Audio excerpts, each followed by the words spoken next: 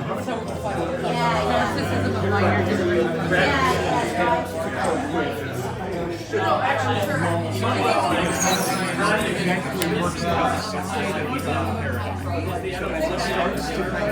build up through evidence, just paradox.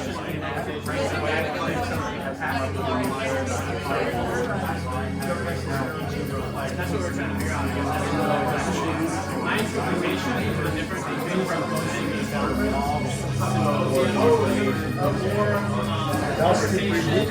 rather than well next to the so no, when you have power, but like no, you wouldn't say that there's any. The only predictive aspect of it is that there really there will be revolutions, there will be and in the wake of the publication, I'm trying to say what I think it's why I call it adopted thinking about this. So he was really talking about this stuff because he had written a couple of papers about so he was looking at very which is what I was generalizing in, let's say, hard science, but very quickly, less hard science is talking about it isn't rocket science. So I mean, in a way that like, okay, I can see, because again, physics, astrophysics, different like parts of physics, they have mature, well-developed sciences in which we see a number of paradigm shifts, where old one like needs to be like specific case of the like more general one, it goes one after one for sure. And then it's normal for me talking about paradigms because I have examples that you cannot ignore about this obvious paradigm shift. When I think about like humanities and their intention to introduce more buzzwords into their vocabulary, they can throw like fish here and there. But is there examples in psychology or sociology of something that falls in this framework that you can't explain in other ways as well as in physics? I mean, Marxism is gets out of going because you can see that this cycle that Marx described is not all universal, or even or even authoritarian revolutions. So yeah, there are certain disciplines, anything like art history or history have well, I'm trying to say that everybody's talking about paradigm shift in Chinese history. They don't paradigms don't rule and build the shape of normal science and history in the same way they do in physics. It doesn't happen. It's too divided up, and people are too free of theory. Theory doesn't underlie everything that happens. So that's why I mean, I like welcome to the deep reflection. frameworks and methods that work in hard Please do come forward, take a seat, and we will introduce ourselves to one another in philosophical minds, one and all. psychology, very young science. Okay, let's see. I'll let you go. Yeah, it should be. Oh, yeah. I have no copy. No, that's good, because I don't want to be here. I'm Roman. Good to see you. Okay.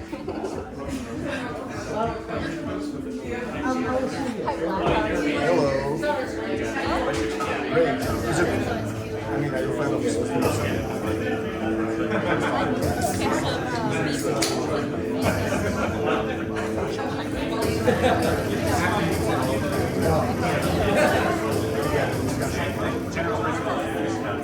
Generally, one thing I say like sport, maybe because I left my area,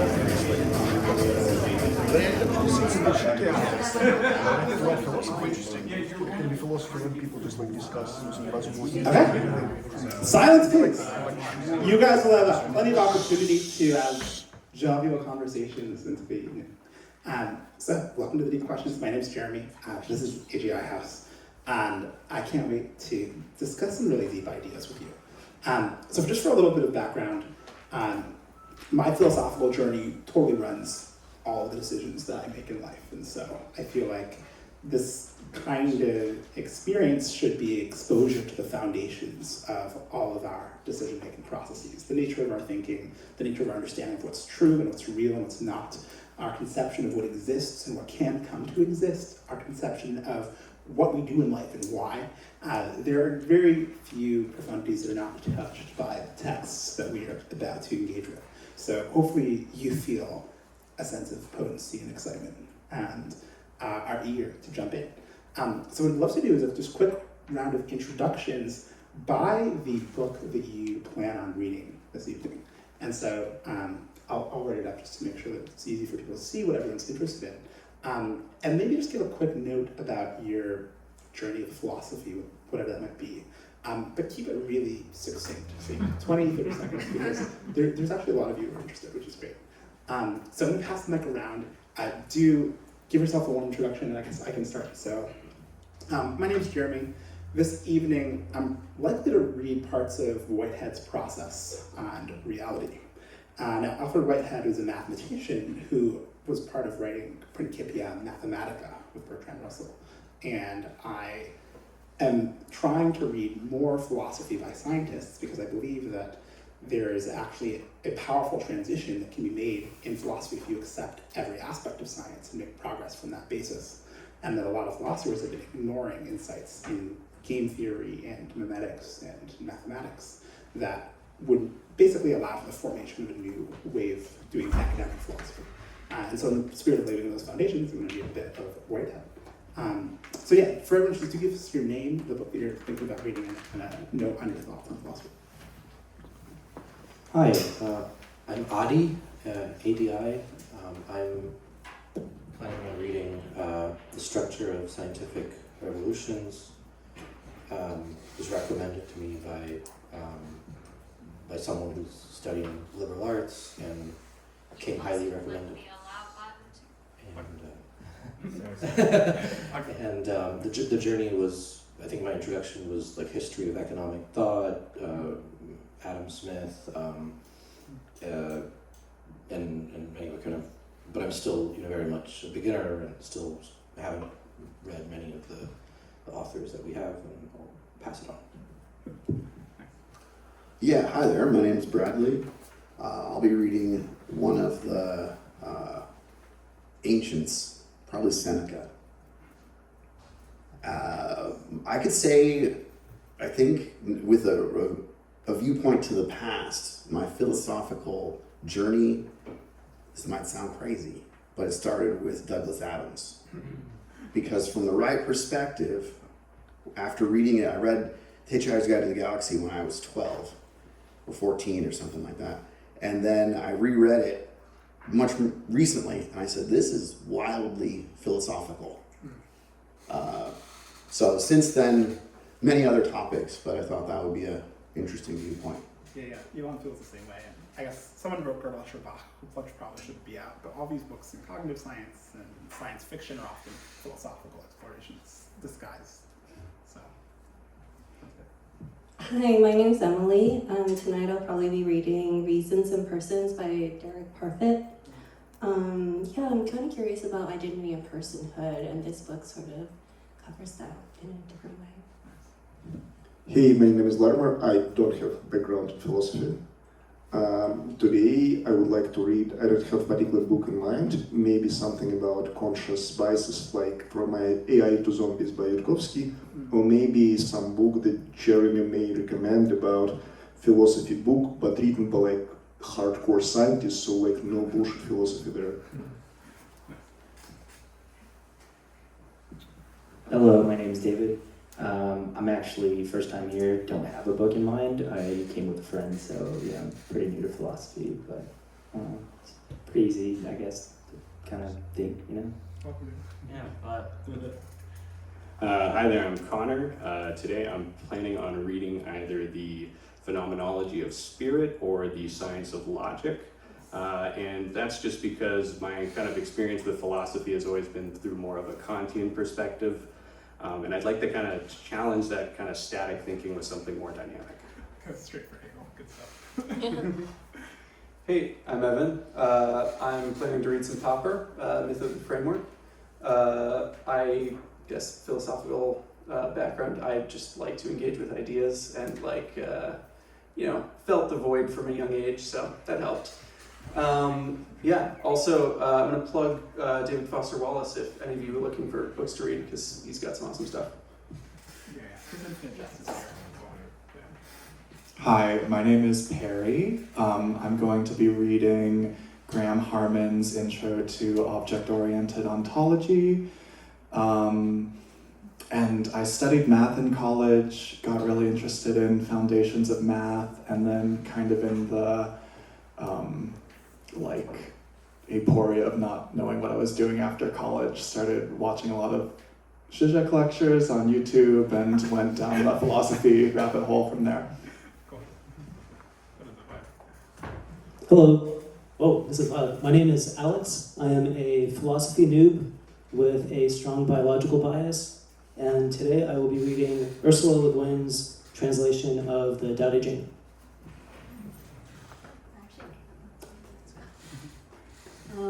Hi everyone, my name's Connie. I live here. I have no background in philosophy unless you count Am I the Asshole subreddits. So I think tonight I like to read one of the ethics or moral philosophy books, just because that seems to be what I gravitate to, just naturally within philosophy. I was thinking about the Parfit book, but I think I'm going to probably do moral uncertainty or evolution of morality. I think that was on there, just because I've seen those referenced a bit in my circles. Hi, I'm Coleman. I don't really have a background in philosophy. I'm not sure. I think maybe I'll dive into one of the Nietzsche books. Just sounds provocative and fun. So, yeah. I'm Sam. I brought Descartes' Discourse on the Method. A friend of mine who was studying Chinese history with me had started out as a China literature or China philosophy guy because he he was told that if you wanted to understand philosophy, you had to start by mastering mathematics, exemplified by Dicussions and Descartes. Didn't work out too well for China, as it turned out, but he's got a weird job down in Texas now, and he's managing to pull it off. Anyway, we'll see what Descartes can do. Hi, my name is Roman. I don't have any formal background in philosophy, but I guess I've been reading and dabbling for a while. I was first probably introduced to Daniel Dennett, which really sparked it for me, and then got into moral philosophy. Bertrand Russell had a really fun wit, so he went to old Western philosophy. So I'm going to try something ambitious, which I tried earlier, unsuccessfully, and try to understand Being and Time by Martin Heidegger. We'll see how that goes.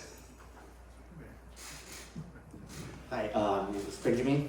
So tonight I'm also interested in reading Being and Time by Martin Heidegger. Oh, yeah? Yeah. So I got inspired by a question or a problem I've been trying to answer myself, define human. And I've been trying to come from a approach with, say, ChatGPT and cloud, and giving me some programs in solutions with first order logic, second order logic, and higher order logics, and trying to capture how to define human as programmatically, and no answer yet. Your name one more time. Huh? Your name one more time. Benjamin.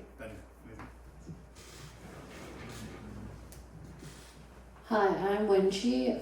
Similarly, no official background. I come from a math background and I like reading cognitive science books, but I think similar to you might be some Nietzsche, just foundational philosophy texts, or Kierkegaard or Hume or Aristotle or Plato. Hi, so I'm Andrew, and I'm interested in the evolution and history of consciousness. So I think I'll read Hegel or Joseph Campbell, if those are around.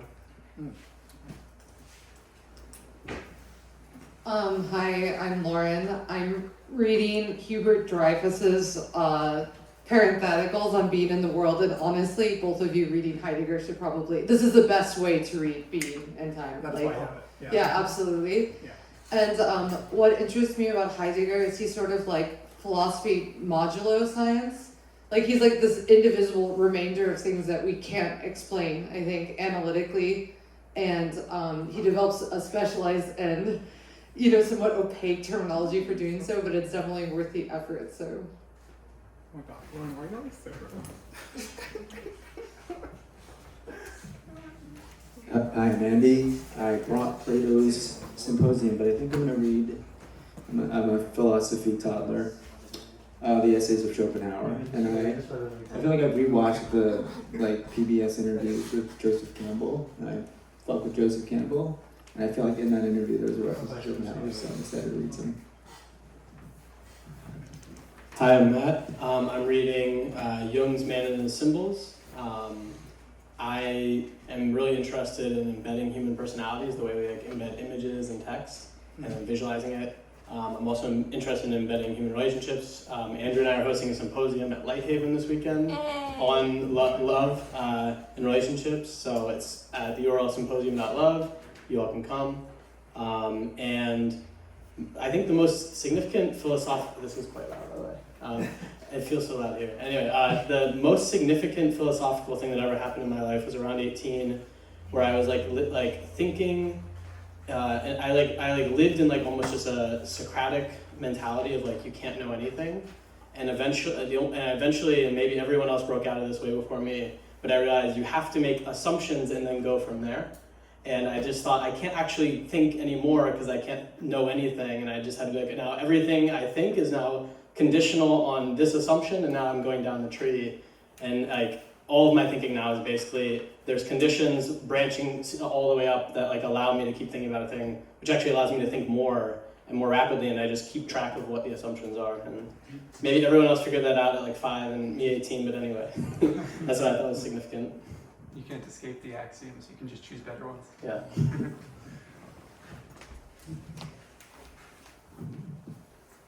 Very nice. Okay, so I'm going to try to do something very challenging, which is I'm going to try to cover some 60 books in 15 minutes. So, wish me luck. Typically at reading night, with physics, there'll be 15 books or something. It's 20 books. This is going to be a lot. The reason my philosophy section is so big is that I really love philosophy. So perhaps that will come through in a whole way. And the short plan is basically it's going to be 15 minutes of every philosophy book, and then I'm going to time myself so that I actually get through. And then at 7 we'll try to get into a reading. Hopefully everyone finds something that they believe they will love. Afterwards, we'll basically write reflections, and everyone will have a published essay actually at the end of this. So hopefully you are eager to reflect, think deeply, and share your learnings with others. And then we'll have a sharing session. So it should be fun. Man, this is going to be so hard. What else we like?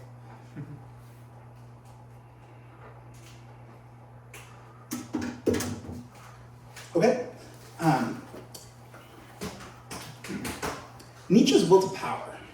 So this book is attributed to Nietzsche, but actually it wasn't written by him in its entirety. It was written in part by his sister, in part by some others after he died. And The Will to Power is the book that got him in the most trouble with sort of affiliations with the Nazis. It's the conceptions of the Übermensch, or the higher man, the conceptions certainly of master morality, leading to the conception of the higher man, in the sense that rather than being weak, you should actually focus on being strong, on to taking what's yours, on transforming with change.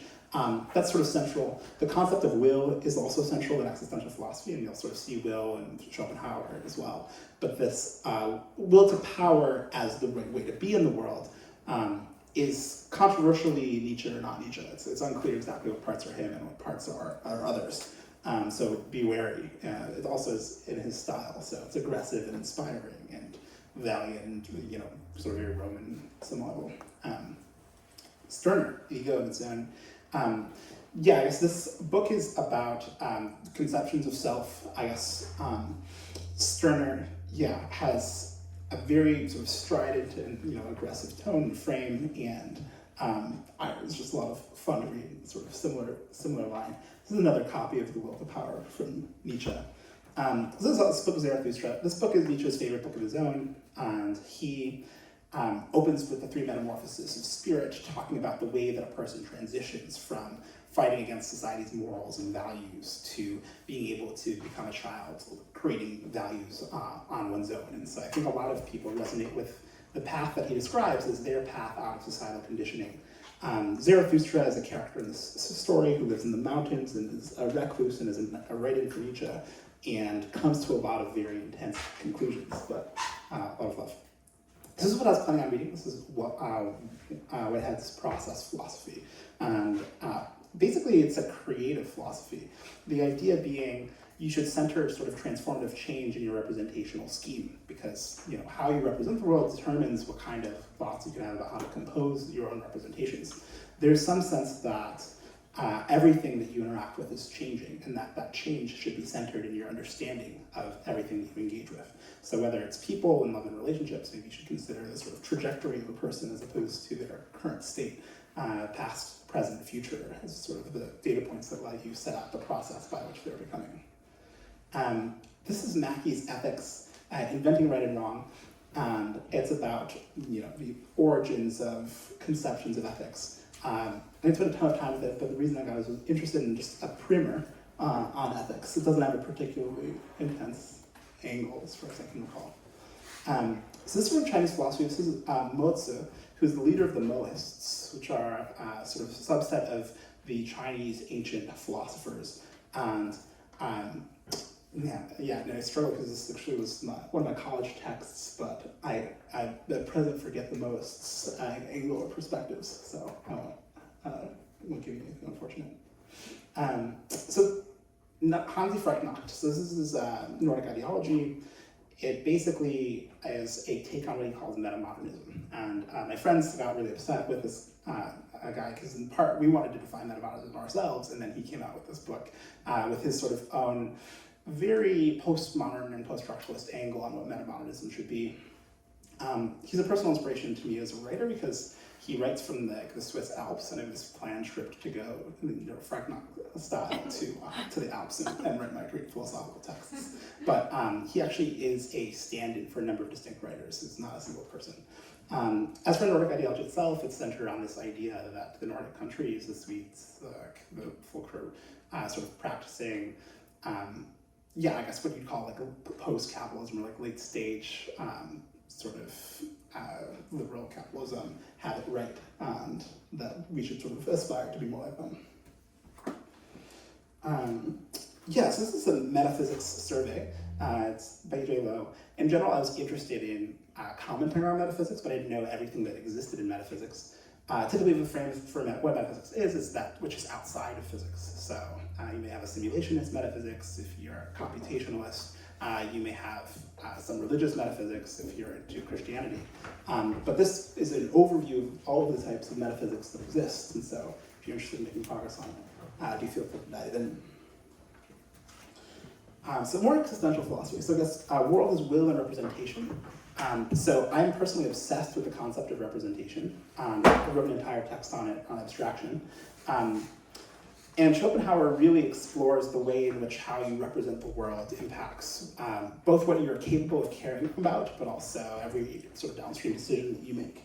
And I guess the frame of will is really present in existential philosophy. So Nietzsche also has this conception of the will as a primal force that needs to be reckoned with. We all have wills, we all have desires, and those desires turn into reality. And it's a question of like, what is the nature of one's will? How does it work? Why does it work? What does it mean? So this is Descartes. This is Discourses on Methods, Meditations on First Philosophy. It includes the cognito, I think, therefore I am frame, but also is surprisingly mathematical. So Descartes was a mathematician who sort of came out into philosophy. I personally think that there's sort of a Wittgenstein kind of criticism of the cognito, where as soon as you're using language, you start making all sorts of assumptions with words like I that bring in all sorts of sort of underlying truths that aren't obvious, but actually Descartes is, for a lot of people, the beginning of sort of formal philosophy. So, yeah, and some people buy this concept of existence. Also, he has this sort of demon where, how can you know that you're not being fooled? And he's this sort of radical skepticism. So if you're into radical skepticism, he is the sort of origin and gives really high quality thought experiments that lays out that way of thinking. This is a text on Shinto, the Kami way.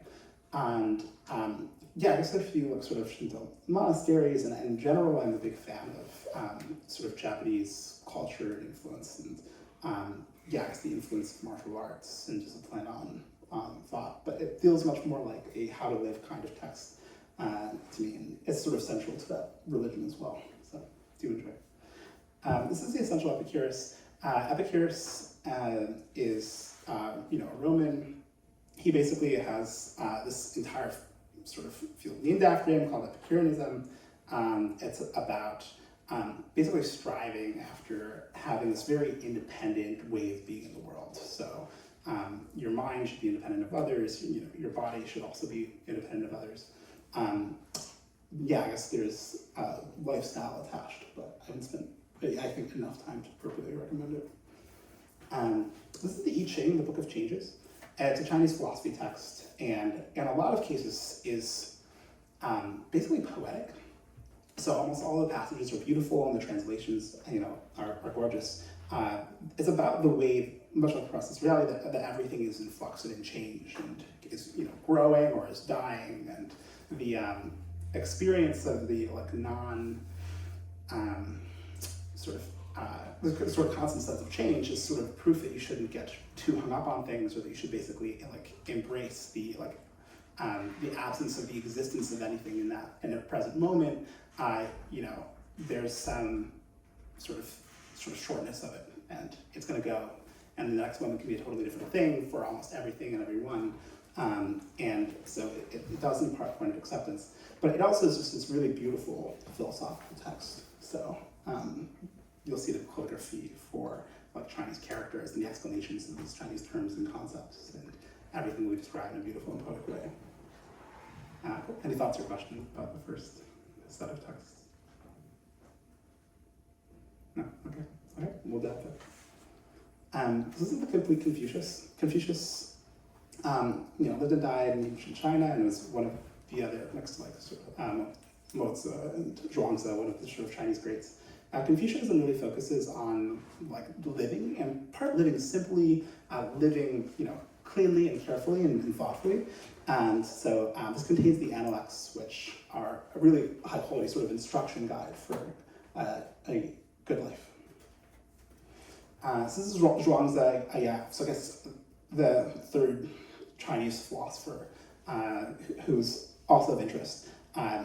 Took a course on it, but present forget of this perspective, so do take a look if you're curious about Chinese philosophy.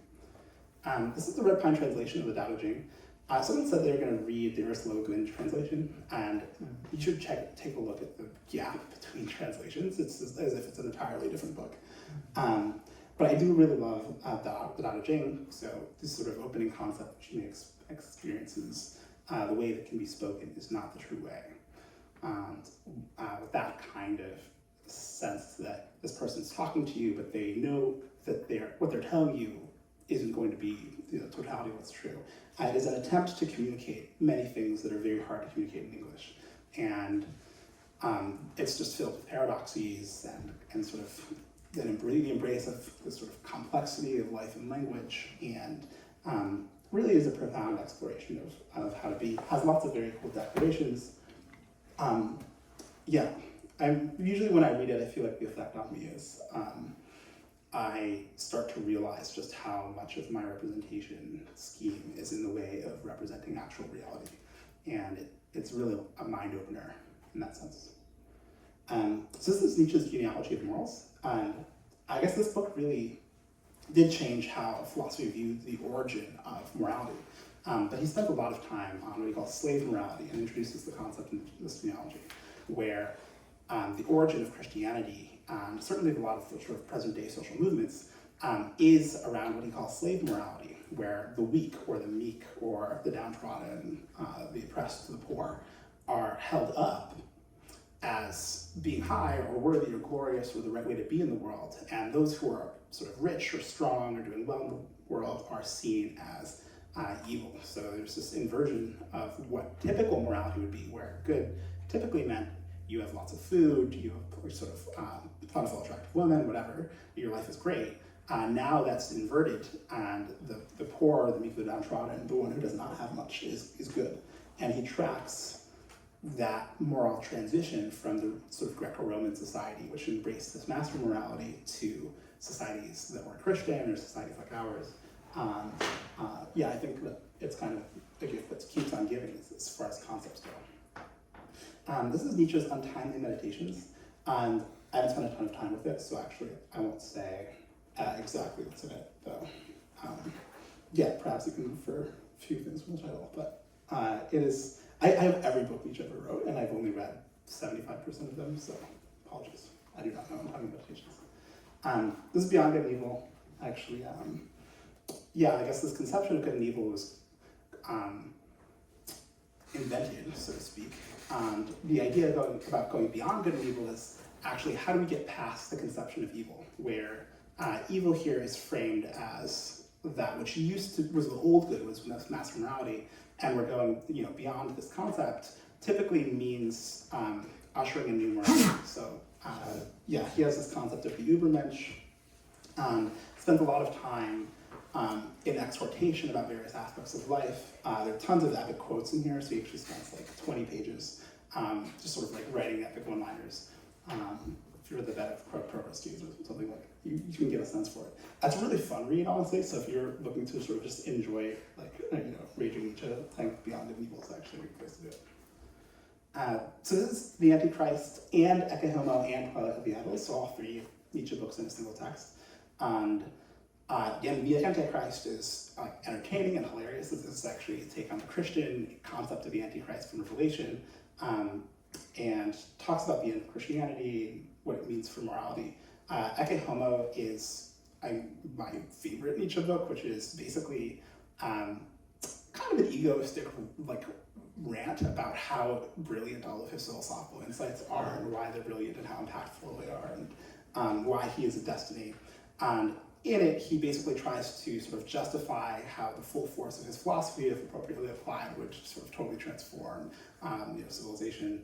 And yeah, Twilight of the Idols, as you can sort of tell from the title, is about the death of God, I think the death of our conception of that which is highest, what to do in the face of the realization that like God as we think of it doesn't exist and is not real. Okay, big transitions. Fodor's language of thought. So basically, there's going to be an entire sort of section on language and, yeah, I guess the way in which our representations of reality are sort of set up. Fodor and Quine are sort of modern philosophers and do a really great job of sort of post-linguistic turn reasoning about thought and how language influences thought. And so typically, you wake up, you realize, so I'm at 15. Okay. Let's see. Okay, I'm gonna do like one sentence per book. That was to go through the whole thing. Actually, maybe that's fair too. Actually, I'll just let's through. So this is again the genealogy. I have another copy if you need it. This is Lyotard's The Postmodern Condition. So if you're curious about post-structuralism or postmodernism, Lyotard is one of the most famous post-structuralists, and will walk you through that philosophy. This is Will Durant's Story of Philosophy, which is a phenomenal compilation of all of philosophy. This is Ralph Waldo Emerson's Self-Reliance, which I actually performed a few weeks ago, and it's totally inspirational. I think the first 10 paragraphs of this book are probably the best 10 paragraphs of philosophy as far as like how to live life. And the rest of it is, I don't know, hit or miss. Complete works of Epictetus, so he's a Stoic philosopher, and I think if you're interested in Seneca or Marcus Aurelius, feel free to jump into him too. This is Kant's Foundations of the Metaphysics of Morals.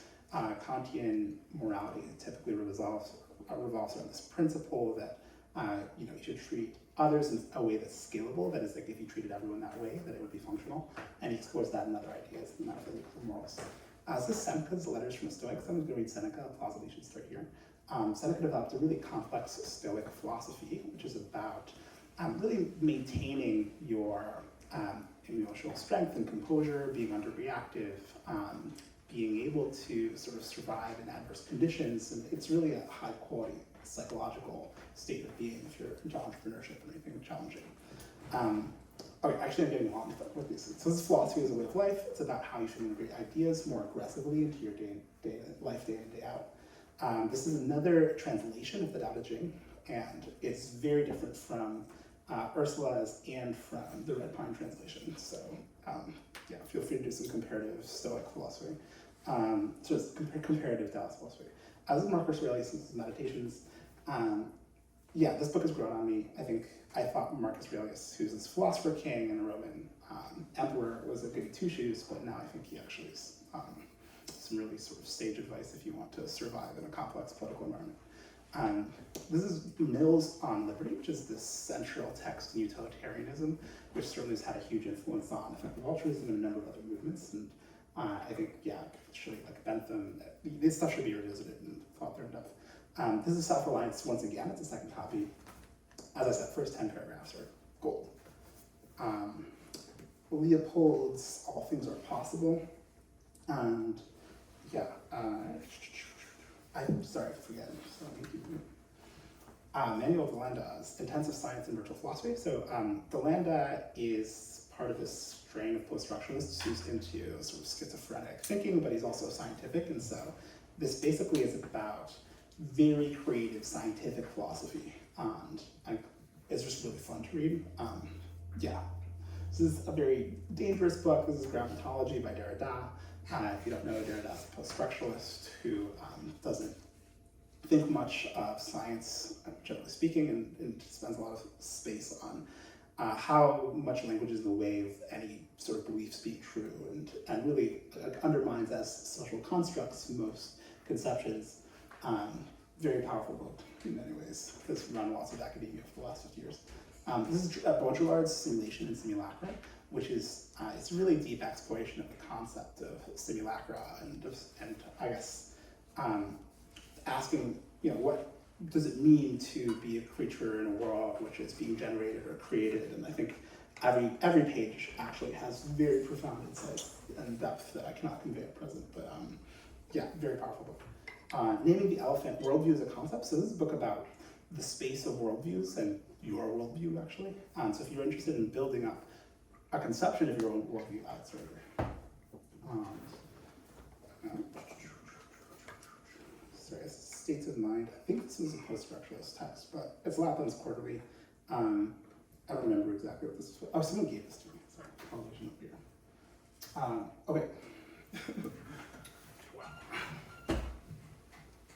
Is the pace too fast or too slow? Or it's fine.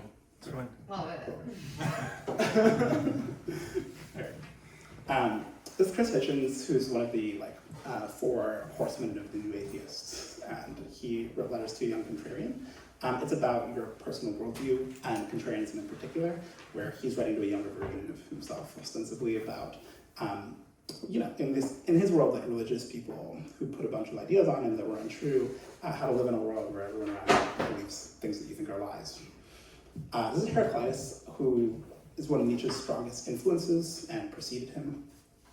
He's a Roman and has a lot of the sort of ideas around power and will, and they're in a much rawer form. So yeah, I appreciate that. This is Hume's Inquiry Concerning Human Understanding, which is a fantastic introduction to epistemology and the problem of induction. In my mind, Hume really understands thought and skepticism quite deeply, and yeah, the book kind of changed my life when I was in school, so I appreciate it. This is Schopenhauer's Wisdom of Life. He's the same author as Will and Representation, and this is his take on how you should live. It's a set of essays. It's very readable and very fun. Joyce's Evolution of Morality. So actually, I'm a big fan of this new sense that morality's grounding is primarily biological, evolutionary, and game theoretic. And Joyce explores that idea through both that and this book, The Myth of Morality, which is about moral realism and this sense that we want our evolved morality to be eternal and be true in some fundamental way, like mathematics or physics, but it's not the case. And what do we do in the face of the reality that if we had a different sort of evolutionary history, would have a different morality? This is a Feyerbrand's Against Method. Feyerbrand is a renegade epistemologist who recommends the violation of almost every conception of how to do science that you can imagine. And I think he's dead on in that volatility in the sciences is how you get optionality from which to select, which is kind of a Talebian idea. But yeah, I've been reading that actually in the last few weeks and loving it. This is Hegel's Phenomenology of Spirit. Hegel writes in paragraph-long sentences that basically will refer to subsets of sentences like, 10 or 18 lines ago, and so is kind of unreadable, but has this Hegelian dialectic concept, among others, the sense that there's a thesis, antithesis, and synthesis, and processes of thought. But in progress, it's about the phenomenology of mind, which is this sense that, what is the nature of mental experience? And he explores this in really turgid prose. Good luck if you want to read that. Wish you luck. So this starts Being and Nothingness. Being and Nothingness is an existential text. It's possibly an essential text of modern existentialism. It's about the nature of existence and what it means to sort of search for meaning in a world where it's clear that our religious conceptions of meaning have died. Simone de Beauvoir's Ethics of Ambiguity. So actually Simone and Sartre, I think, were partnered or wrote together. And actually in an ambiguous world where there's grounding, what is that ethics? How do you sort of conduct yourself appropriately? Do you need to rewrite rules from scratch? Should you abandon rules altogether? Existentialists mostly frame meaning as something which is constructed, but it's unclear whether that's sort of sufficient. This is Plato's Complete Works. Plato is responsible for the Symposium, among other things, and I guess so many ideas come back to Platonism. So he has this concept of the forms, sort of the ideal abstract objects that so many philosophers react to. It's hard to summarize just because there's so much content in it, but most ideas of philosophy can see themselves as traced back to Plato. Spinoza's Complete Works. So Spinoza is a very ambitious philosopher who believed that he could prove the existence of God through pure logic. And so in the Ethics, he has this very elaborate scheme of sort of underlying axioms and compositions of axioms that he believed proves the existence of God. In my opinion, specious, but good try, and also fascinating as just an attempt at mathematizing philosophy. This is Rousseau's First and Second Discourses. And I guess Rousseau's been incredibly influential on American thought and American life, and more detailed recording, but Kierkegaard. So this is the Essential Kierkegaard, which sort of compiles all of his existential works and thoughts. I know someone was looking for this, so do feel free to think about it. This is Floridi's Philosophy of Information. It's possible that no one here has heard of Luc Floridi or the Philosophy of Information, but he's interested in the intelligence and information age, forming new ideas around the ethics of information transfer. I have my own conception of how the philosophy of information should take shape and would like to get Floridi off of the concept because I think that he's distasteful. But the fact that it's attempted is sort of beautiful. This is Bromkowski's Science and Human Values. So if you're interested in scientists' take on how value systems should transform, so for example, you believe that evolutionary biology should impinge on our conception of how our ethics should work. This kind of book has conversations about that subject. Popper's Conjectures and Refutations. So Karl Popper has had a huge influence on sort of the philosophy of science. He's very, anti-inductive. He doesn't really like empiricism, so this is he's not the kind of person to frame, say, machine learning as being a scientific field. He has things with falsificationism and the kind of things mostly followed in physics. And you can read his discourses on the philosophy of science there. These are Leibniz's philosophical essays. So you're, oh, Leibniz was a mathematician, I thought. But actually, yeah, he did a lot of philosophy. So this is clearly in the genre of philosophy as written by scientists, which you may want to engage with. And yeah, I deeply enjoyed it. This is Kuhn's Structure of Scientific Revolutions, which, as far as I can tell, has just held up incredibly well over the last 70 years as like one of the best works in the philosophy of science. And it's about how the underlying assumptions of this sort of sociology of scientists lead to paradigms where everyone's thinking in the same way at the same time about the same things, even if that's a really small subset of how they could be thinking about things. Peirce, and about how we transition via paradigm shifts, and so there will be sort of sudden and dramatic underlying assumption breaks. So this is Charles Sanders Peirce. He's an American philosopher of science who has a lot of cool concepts like abduction, which is about the hypothesization process, and how we come up with hypotheses in the first place can be biased or unbiased and determine the kind of scientific breakthroughs that we get. But he covers a ton of diverse ideas in his writings. So this is Saucer's first course in general linguistics. And if you're interested in the construction of language and how that language leads to sort of certain conclusions or the ability of some languages to represent some ideas versus others, do feel free to pick up his course in general linguistics. So more popular, this is the Logic of Scientific Discovery. This has his actual canonical book. I would say Conjectures and Refutations is less read, but it's sort of more back and forth. And it's an attempt at a comprehensive picture on how scientific discovery works.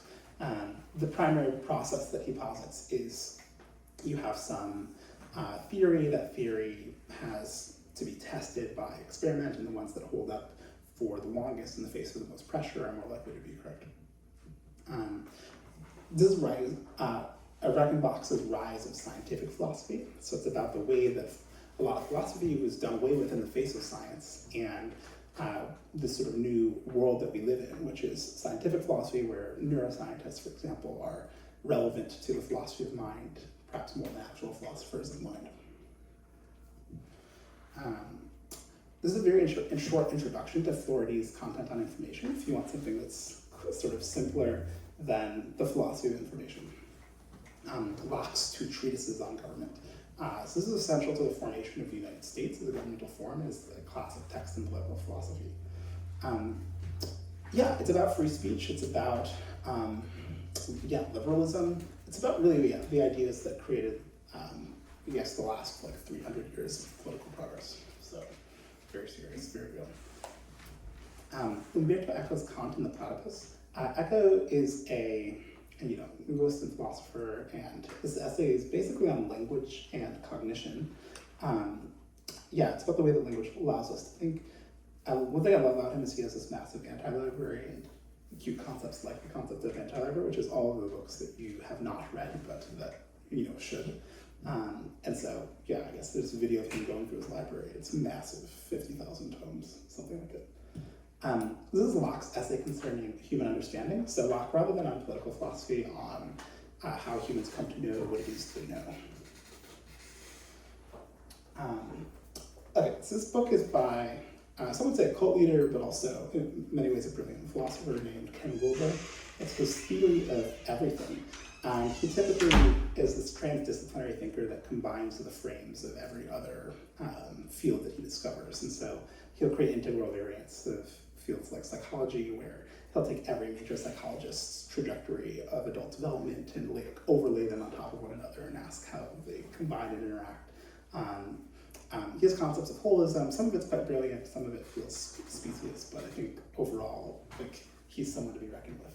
I guess I should say this is his magnum opus of sex, psychology, spirituality. If you're interested in a comprehensive take on Wilber, powerful. Fodor and Fleischmann's Minds Without Meanings. So what does it mean for a mind to exist and to have meanings? You're probably experiencing meanings right now. Is it possible for us to create minds that don't have the experience of meaning but still functionally operate as minds? What are concepts? What are they made of? How are they constructed? They explore all of those questions. This is Deleuze and Guattari's anti-Oedipus, or better yet, capitalism and schizophrenia. And in part, it's an exploration of what it's like to philosophize in a state of deep mental illness. But on some level, it's about capitalism as a force and what should be done with it. I guess philosophers like Nick Land have taken this in a different direction, saying we should accelerate capitalism, but in a lot of ways this is about how sort of mental illness and schizophrenia can be seen as being central to societal progress and representation, and how the schizophrenics, because of social forces, are the only people who can think clearly about the nature of our world and our reality, and how they need to be trusted with the representations of almost everything. This is Nick Land's Fanged Nomina, so he's the founder of accelerationism, which has had a big revival as of late, in the form of effective accelerationism, which is currently in the Twitter bios of people like Gary Tan. So this is his like sort of life work compilation, and Nick Land starts off as sort of a standard sort of left-leaning philosopher who's into post-structuralism, and becomes a sort of perceiver of capitalism and techno-capital as a process which must be sort of accelerated to its ultimate conclusions.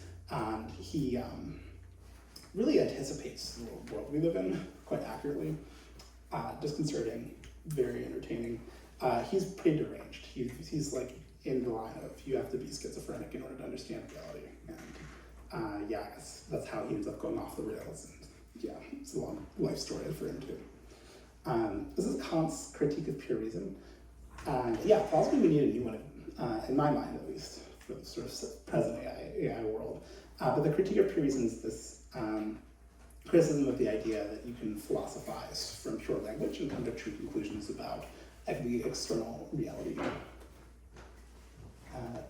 Okay. Are you guys okay? Stick it together. Okay. There are only about like 20 books left. Okay, so this is Aristotle's complete works.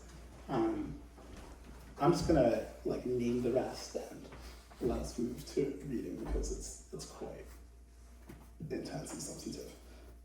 Strauss, the political philosopher's natural right and history, a big Peter Thiel influence, a big influence, of sort of present-day conservatives philosophically. Aquinas, the Christian, his selected writings, Hobbes's Leviathan, in the sense that nature is red in tooth and claw, and it's really about authoritarianism and dominance.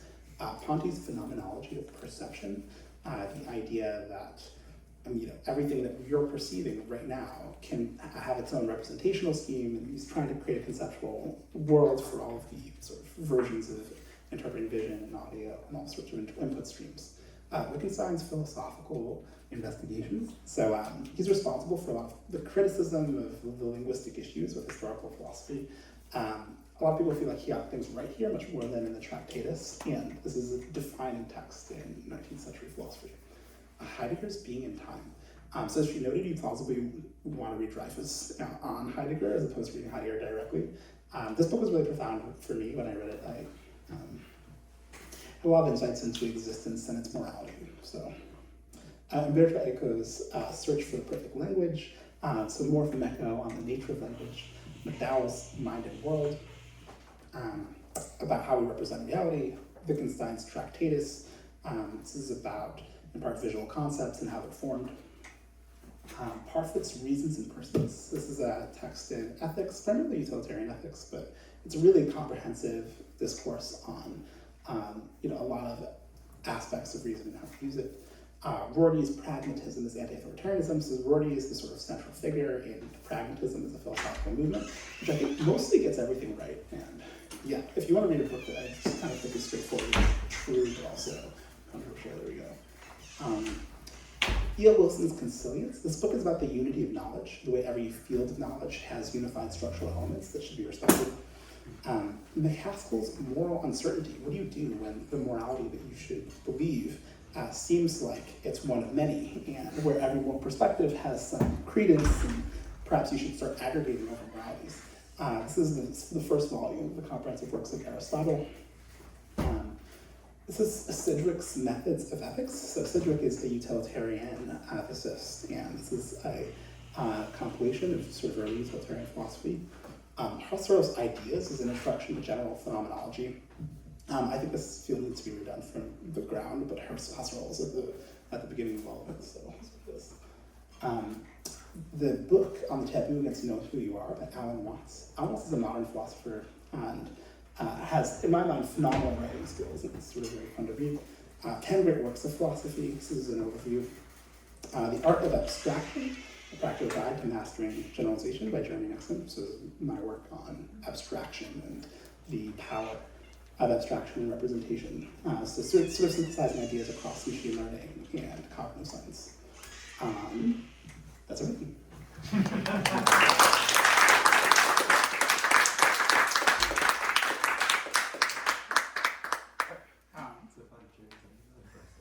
Hope you guys had fun. Sorry that I took way more time than I hoped. All right, so let's dive into reading. So it's currently 7:23. Feel free to dive into the texts. We'll be reading until 8:30. So I'll give people 3 minutes to find your book, and then in 3 minutes we're going to dive into that. It's going to start again. So I started reading the book about the third chapter. Oh, you know what I was doing? Oh, sorry for what?